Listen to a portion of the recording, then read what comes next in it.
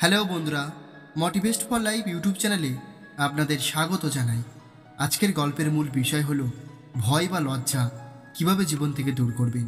বন্ধুরা, আমাদের মধ্যে এমন অনেকেই আছেন যারা অপরিচিত মানুষদের সঙ্গে কথা বলতে নিতান্তই ভয় বা লজ্জা পায়, আর ভয় বা লজ্জার জন্য তারা অনেক সময় অনেক সমস্যার সম্মুখীন হয়।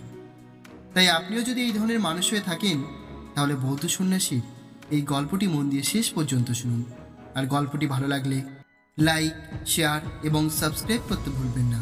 তো চলুন বন্ধুরা, গল্পটি শুরু করা যাক। অনেক পুরনো দিনের কথা, একটি শহরে একটি ব্যবসায়ী থাকত। আর ওই ব্যবসায়ী তার পরিবার চালানোর জন্য চিনির ব্যবসা করত। ওই ব্যবসায়ীর পরিবারে স্ত্রী এবং দুটো ছেলে ছিল। ওই ব্যবসায়ীর দুটো ছেলের স্বভাব একদম আলাদা আলাদা ছিল। যেখানে একদিকে বড় ছেলেটি অনেক বেশি লজ্জা পেত এবং ভয় পেত, অন্যদিকে ছোট ছেলেটি সবার সঙ্গে কথা বলার সাহস রাখত। সে যে কাউকে নিজের কথা বলতে গিয়ে কখনোই লজ্জা বা ভয় পেত না। আশেপাশে যত মানুষ ছিল তারা ওই ব্যবসায়ী বড় ছেলেটিকে দেখে নিতান্তই বোকা মনে করত। আর অনেকবার মানুষজন ওই ছেলেটিকে নিজের কাছে ব্যবহার করত, কিন্তু তারপরেও ওই ছেলেটি কাউকে কোনো কিছু বলতে পারত না। ব্যবসায়ী তার বড় ছেলের এই স্বভাবের কারণে অনেক বেশি রেগে যেত। মাঝে মাঝে সে তার বড় ছেলেকে বকাবকি করত, কিন্তু এই সব কিছুর পরেও ওই ছেলেটির স্বভাবের কোনো পরিবর্তন আসেনি, বরং আরও বেশি খারাপ হয়ে যায়। আর ধীরে ধীরে এখন এই বড় ছেলেটির মধ্যে আত্মবিশ্বাসও কম হতে শুরু করে। সে পড়াশোনায় ঠিক করে করতে পারত না। সে মেনেই নিয়েছিল যে সে হয়তো কোনো কিছুই করতে পারবে না। আর এরপরে এই বড় ছেলেটি যখন যুবক হয়ে যায়, তখন এই ব্যবসায়ী তার ব্যবসায়িক কাজে সাহায্য করার জন্য তার বড় ছেলেকে বলে। তার নিজের বাবাকে যেহেতু এই ছেলেটি অনেক বেশি ভয় করত, এই কারণে সে তার বাবাকে না বলতে পারেনি। আর তাই সে ব্যবসা করার জন্য রাজি হয়ে যায়। কিন্তু এই ছেলেটি মাঝে মাঝে এমন কিছু ভুল করে ফেলতো যার কারণে ব্যবসাতে অনেক বেশি লোকসান হয়ে যেত। আর এরপরে একদিন ওই ব্যবসায়ী নিজের কিছু কাজের জন্য শহরে যাচ্ছিল। আর ওই সময় ব্যবসায়ী ওনার দোকানে নিজের বড় ছেলেকে রেখে যায়। আর তখনই কিছু লোক দোকানে আসে আর ওই ছেলেটিকে বলে, আমাদেরকে তোমার বাবা পাঠিয়েছেন। উনি বলেছেন দোকানে যত চিনি আছে সেই সমস্ত চিনি আমাদেরকে দিয়ে দিতে। উনি সমস্ত চিনি শহরে নিয়ে যেতে বলেছেন। ওই ব্যবসায়ী ছেলের মনে তাদেরকে জিজ্ঞাসা করার মতো প্রশ্ন তো ছিল, কিন্তু সে ভয়ের কারণে, লজ্জার কারণে কোনো কিছুই বলতে পারেনি। ছেলেটি মনে মনে ভাবে, যদি আমি এদেরকে চিনি নিয়ে যাওয়ার জন্য আটকাই, তাহলে হয়তো আমার বাবা আমার উপর রেগে যাবে। আর এই কারণেই ওই ছেলেটি কোনো কিছুই বলেনি। আর কিছু সময় পর যখন এই ব্যবসায়ী ফিরে আসে আর খালি দোকান দেখে, তখন ছেলেকে জিজ্ঞাসা করে, দোকানের সমস্ত চিনি কোথায় গেছে? তখন ওই ছেলেটি শান্ত গলায় বলে, আপনি যাবার পরে কয়েকটা মানুষ দোকানে এসেছিল, আর তারা আমাকে বলল আপনি সমস্ত চিনি শহরে নিয়ে যেতে বলেছেন, আর তারা দোকানের সমস্ত চিনি নিয়ে চলে গেছে। এটা শুনে ওই ব্যবসায়ী অনেক বেশি রেগে যায়। আর এরপরে ওই ব্যবসায়ী তার বড় ছেলেকে ধাক্কা দিয়ে দোকান থেকে বার করে দেয় আর বলে, তুমি সারা জীবন মূর্খ থেকে যাবে। ওই মানুষগুলো তোমাকে বোকা বানিয়ে সমস্ত চিনি নিয়ে চলে গেছে।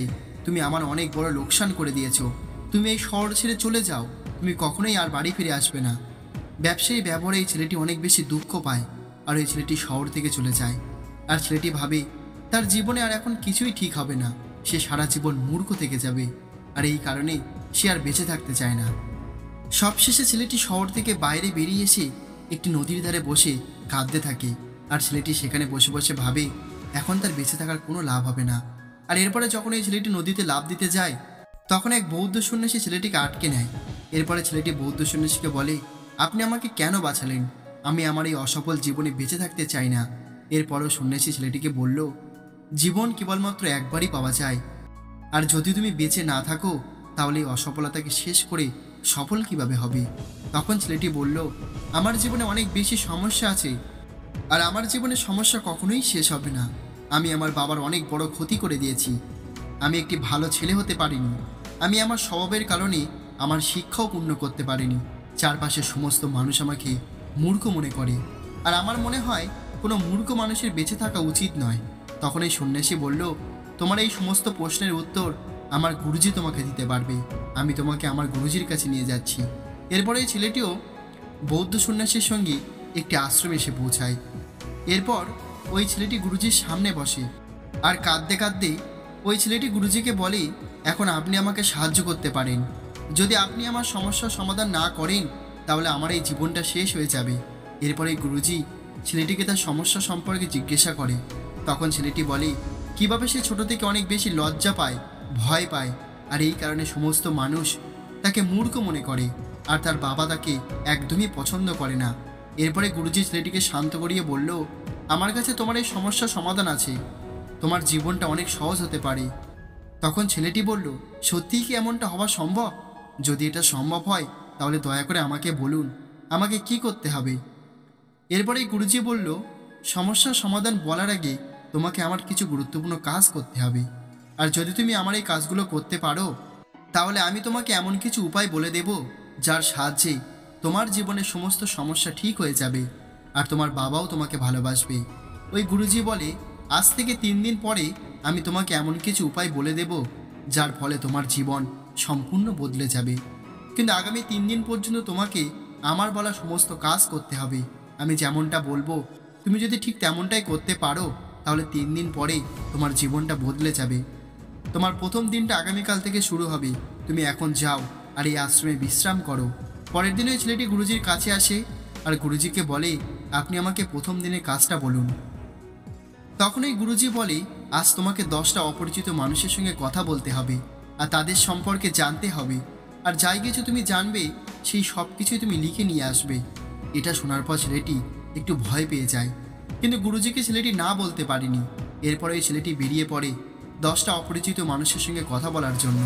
শুরুর দিকে ছেলেটি কথা বলতে অনেক বেশি ভয় পাচ্ছিল, লজ্জা পাচ্ছিল, আবার অনেক মানুষ তাকে বকাবকি করে তাড়িয়ে দেয়, কিন্তু ছেলেটি জানতো এটাই হলো তার শেষ সুযোগ। আর এই কারণে সে অনেক চেষ্টা করার পরে 10টি অপরিচিত মানুষের সঙ্গে কথা বলে আর তাদের নাম সহ তাদের সম্পর্কে লিখে নিয়ে আসে। সন্ধ্যের সময় যখন এই ছেলেটি গুরুজির কাছে এসে পৌঁছায় তখন ছেলেটি অনেক খুশি হয়ে গুরুজিকে বলে, আজকের কাজ সে সঠিকভাবে পূর্ণ করেছে, আর কিছু মানুষ তো এখন তার বন্ধু হয়ে গেছে। দ্বিতীয় দিন সকালে ছেলেটি যখন গুরুজির কাছে আসে তখন গুরুজি বলে, আজকের কাজ হলো তুমি আশ্রমে থাকা 10টি শিষ্যকে একত্রিত করে তাদের জল সম্পর্কে প্রবচন দেবে। এটা শুনে ছেলেটি অবাক হয়ে যায়। ছেলেটি বলে, গুরুজি আপনি তো জানেন আমি নিজেই আমার শিক্ষা সম্পূর্ণ করতে পারিনি, আর আমি এই কাজটা কিভাবে করব? তখন গুরুজি বলে, ঠিক আছে, তাহলে আমি তোমাকে ওই উপায় বলতে পারবো না। এরপরও ছেলেটি বলে, কিন্তু গুরুজি আপনি তো জানেন আমার শিক্ষাটা অসম্পূর্ণ, তাহলে আমি কিভাবে জল সম্পর্কে শিক্ষা দিতে পারি? তারপর গুরুজি একটু হেসে বললেন, এখানে কেবলমাত্র আমি জানি যে তোমার শিক্ষাটা অসম্পূর্ণ, আশ্রমের অন্য শিষ্যগুলো সেটা জানে না। তুমি প্রতিদিন তোমার জীবনে জল ব্যবহার করো, আর সেই সমস্ত কথা তুমি ওই 10টা শিষ্যকে বলবে। সব শেষে যখন এই ছেলেটির কাছে আর কোনো উপায় ছিল না তখন সে অনেক সাহস করে আশ্রমের 10টি ছেলেকে একত্রিত করে আর তাদেরকে জল সম্পর্কে কথা বলা শুরু করে। ওই ছেলেটি জল সম্পর্কে 5টি গুরুত্বপূর্ণ কথা ওই শিষ্যদেরকে বলে আর দ্রুত সেখান থেকে পালিয়ে আসে। আর গুরুজির কাছে এসে বলে, আমার অনেক বেশি ভয় লাগছিল, কিন্তু তারপরেও আমি শিশুদের জল সম্পর্কে 5টি কথা বলেছি। এরপরে গুরুজি ছেলেটিকে বলে, তুমি যাও আরও একবার চেষ্টা করো। ওই ছেলেটি আরও একবার সাহস করে আশ্রমের শিষ্যদের জল সম্পর্কে পড়ানো শুরু করে। এবার ওই ছেলেটি একদমই ভয় পায়নি, সম্পূর্ণ আত্মবিশ্বাসের সঙ্গে ওই ছেলেটি শিষ্যদেরকে শিক্ষা দেয়। এরপরে গুরুজি ওই ছেলেটির প্রশংসা করে বলে, তুমি অনেক বেশি সাহসী। গুরুজির মুখে নিজের প্রশংসা শুনে ছেলেটি অনেক বেশি খুশি হয়ে যায়। আর তৃতীয় দিন যখন ছেলেটি গুরুজির কাছে আসে তখন গুরুজি ছেলেটিকে বলে, আজকে যে কাজটা আমি তোমাকে দেব সেটা হয়তো তোমার একটু অদ্ভুত মনে হবে, কিন্তু আজ তোমাকে তোমার বাবার সঙ্গে দেখা করার জন্য যেতে হবে। গুরুজির মুখে এই কথাটা শুনে ছেলেটি অনেক বেশি ভয় পেয়ে যায়। ছেলেটি বলে যে না, আমি আমার বাবার সামনে যেতে পারবো না। এরপরে গুরুজি বলে, তাহলে ঠিক আছে, আমিও তোমাকে উপায় বলতে পারবো না। আর সব শেষে ওই ছেলেটিকে গুরুজির কথা মেনে নিতে হয়। এরপরে গুরুজি ছেলেটিকে বলে, তুমি তোমার বাবার কাছে গিয়ে ক্ষমা চাইবে আর বলবে তোমাকে আরেকটি সুযোগ দেওয়া হোক যাতে তুমি নিজেকে বুদ্ধিমান প্রমাণ করতে পারো। এরপরে ওই ছেলেটি অনেক সাহসের সঙ্গে নিজের বাবার কাছে যায় আর ওনার কাছে ক্ষমা চায় এবং আরেকটি সুযোগ চায় নিজেকে বুদ্ধিমান প্রমাণ করার জন্য। ওই ব্যবসায়ী তার ছেলেকে ক্ষমা করে দেয় আর তাকে দ্বিতীয় সুযোগ দেওয়ার জন্য রাজি হয়ে যায়। এরপরে ছেলেটি গুরুজির কাছে ফিরে আসে, আর যখন ছেলেটি এবার উপায় জানার জন্য গুরুজিকে বলে তখন গুরুজি বলে, তুমি নিজেই তোমার উপায়টা খুঁজে নিয়েছো। তুমি কারোর সঙ্গে কথা বলতে পারতে না, তুমি অনেক বেশি লজ্জা পেতে, তুমি অনেক বেশি ভয় পেতে, আর এই সব কিছু তোমার মনের গভীরে থাকা কাল্পনিক একটি ভয়। আমরা কতটা আত্মবিশ্বাসী, কতটা ভীতু এবং কতটা জ্ঞানী এটা কেবলমাত্র আমরা জানি। বাইরের কোনো মানুষ এটা জানে না। অন্য মানুষের সামনে আমরা নিজেকে যেমনটা দেখাবো, মানুষ আমাদেরকে ঠিক তেমনটাই মনে করবে। যদি তুমি আত্মবিশ্বাসী না হও, তারপরেও একটি অপরিচিত মানুষের সামনে তোমাকে আত্মবিশ্বাসী হওয়ার অভিনয় করতে হবে। তাহলে তখন সামনের মানুষটি তোমাকে আত্মবিশ্বাসী মনে করে নেবে, আর সামনের মানুষটি তোমাকে ধোঁকা দিতে পারবে না। ওই ছেলেটি গুরুজির কথাগুলো শুনে বুঝতে পারে যে তাকে গুরুজি কি বোঝাতে চাইছেন, তাই সবশেষে ছেলেটি গুরুজিকে ধন্যবাদ দেয় আর সেখান থেকে নিজের শহরে ফিরে আসে। তো বন্ধুরা, আজকের এই ছোট্ট গল্পটি থেকে আপনি কি শিখতে পেরেছেন তা অবশ্যই কমেন্ট করে আমাদের জানাবেন। আর গল্পটি ভালো লাগলে লাইক, শেয়ার এবং সাবস্ক্রাইব করতে ভুলবেন না।